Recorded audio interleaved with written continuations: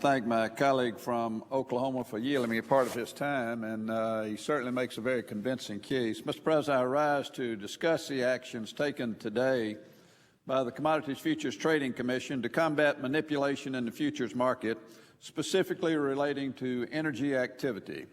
At 11 o'clock this morning, the acting chairman of the Commodities Futures Trading Commission at a news conference announced that it was bringing an action against a hedge fund for manipulating and attempting to manipulate the crude oil, heating oil, and gasoline markets. This proves that the CFTC is policing the market for suspicious activity. They are not sitting back and allowing traders to run wild, as some in Congress have suggested. While this particular case is specific to manipulation, it only makes sense that the surveillance efforts used to identify this activity are also providing much-needed additional data to the commissioners for ongoing monitoring efforts to detect excessive speculation, the subject of much debate here on the Senate floor. Unfortunately, some have even confused these two terms, and I want to clarify this. Manipulation is illegal, while speculation is a normal occurrence in all of our futures markets. That said, the Commission has recognized that more information is necessary to ensure that speculation has not become excessive, and I happen to agree with them. We do need more information in order to make an accurate assessment of the situation. There have been many assertions made in the Senate that are not based on factual information. It's never a good idea to propose a solution for a market condition without carefully analyzing all the facts. An uninformed solution, no matter how well-intentioned it is, can easily result in unintended counterproductive outcomes. Many in this body have accused the CFTC of timidly utilizing their regulatory enforcement authorities or only utilizing these authorities after extreme prompting from Congress.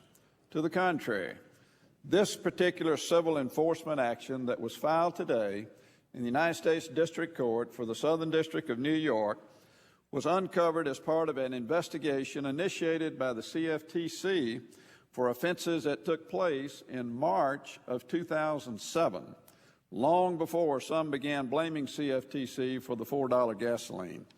Working proactively with the New York Mercantile Exchange, or NYMEX, the CFTC was able to uncover wrongdoing and ensure that violators of the Commodity Exchange Act are identified and brought to justice.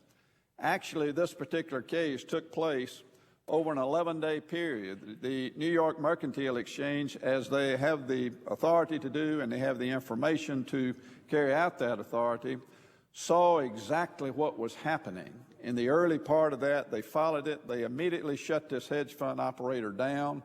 So this 11-day period in March 2007 occurred over a year ago. The ongoing investigation has taken a year to get it to the point to where it's ready for prosecution. Fortunately, the CFTC have been able to fulfill their regulatory oversight responsibilities in spite of horribly being underfunded. Today's announcement affirms the dedication and hard work exhibited by those employees at the CFTC. Furthermore, we should not continue to hold up the confirmation of those, both Democrat and Republican nominees, who the President has nominated to carry out this very important regulatory task.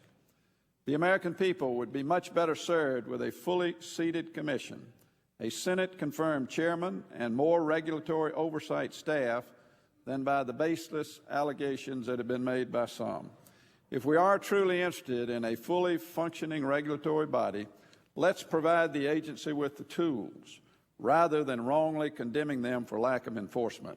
And I would close, Mr. Chairman, by simply saying that during the process of the passage of the recent Farm Bill that passed overwhelmingly in this body, we took action relative to market regulation by closing the so-called Enron loophole that allowed for some sales on the market to take place without the ability on the part of the regulators to get all the information relative to those particular trades.